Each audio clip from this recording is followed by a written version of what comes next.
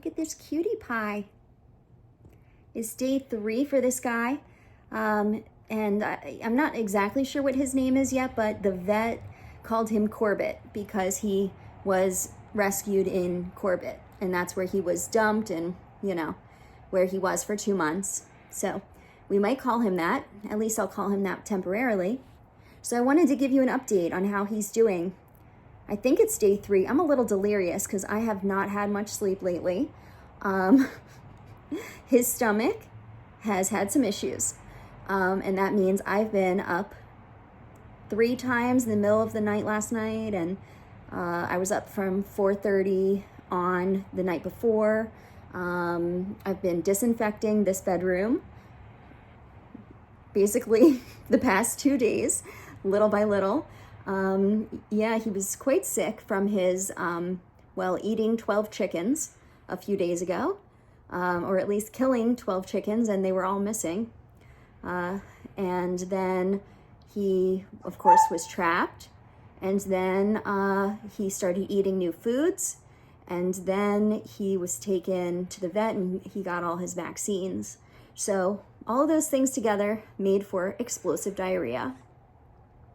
As far as what I'm working on with him so far, even though, you know, right now is just a time for him to be calm, feel more secure, to just learn the routine at this house, you know, to just get used to things and to finally be able to sleep and eat regular meals and not have to fend for himself in freezing temperatures and in the rain and looking for a place to cuddle up for the night.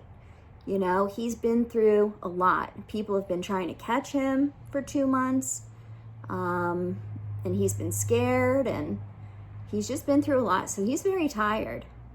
He might just be a sleepy kid generally, but I know for the first couple weeks, he's probably just going to need to catch up on sleep and let his body, his immune system, etc., just kind of find some health and equilibrium.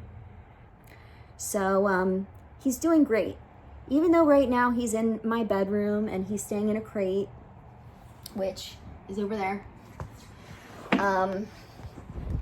He is by himself right now, but I come in and spend time with him throughout the day, like all the time. He's really doing fine. He doesn't mind.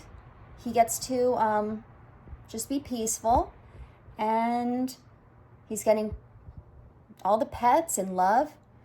He definitely needs to be neutered because he does want to hump me, and that is not what I want. So that's not what anyone's going to want. And so I want to get him neutered as soon as possible. We're just waiting for his blood test to come back. And I still have to take a fecal sample back to the vet. It's just that the vet that he was taken to is not close to me. So, and I've just been like fighting fires since he came here. So I have put some of his poo on a slide, and I've looked at it through my microscope. I don't see any worms. I'm not an expert at this, but I am researching what I'd be looking for. I don't see anything concerning physically, just in person. I don't see anything concerning in the microscope. So, but you know, I'll make that official soon. What else?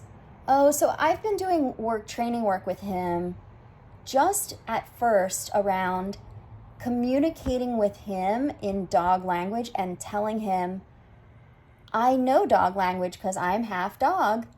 I see what you're expressing. So when he makes a certain eye movement, which he expresses a lot with his eyes, he expresses a lot with his positioning of his body, I let him know that I saw him and I understand what he means. And for someone to ask me, like, what does this mean? It is the hardest thing for me to explain to people. I can explain it like in person, especially when things are happening. I can say, did you see how his eyes just did that? It means this. And I'm going to respond by doing this with my eyes and this with my body. Or that's why I waited 2 seconds and then I said this or that. Whoops. I'm not starting it over, sorry. We're just going to let that piece slide.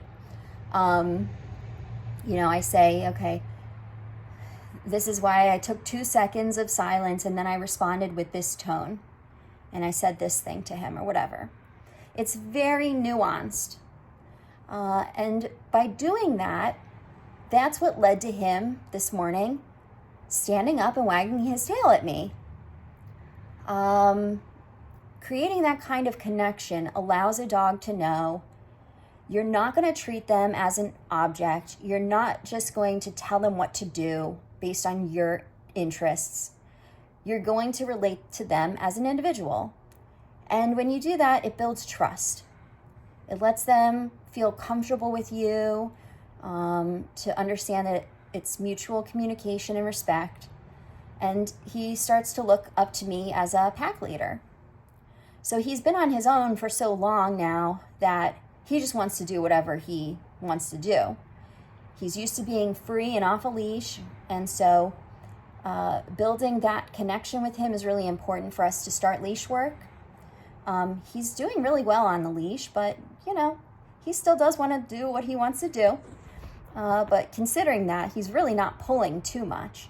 And he already started picking up some of my walking commands because I am not demanding that he do them, but I am just using them. Like when I stop, I say stop, and then I stop. So right now I'm just trying to connect in his mind the action to the word itself and for him to start understanding,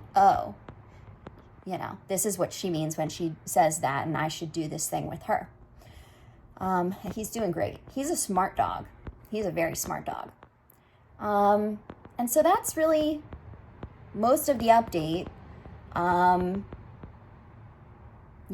It's been a lot. It's been a lot of work.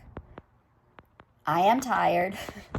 A lot of other things in my life have been put on the back burner for this, but he's worth it. Every minute of it, he's worth it. And I can't thank you enough for your support in his journey. I'll update you more later. And I really appreciate you following along here because I am getting a lot of texts and people are curious and want to know about him, but it makes it so much easier for me when I'm juggling so much to tell you this way.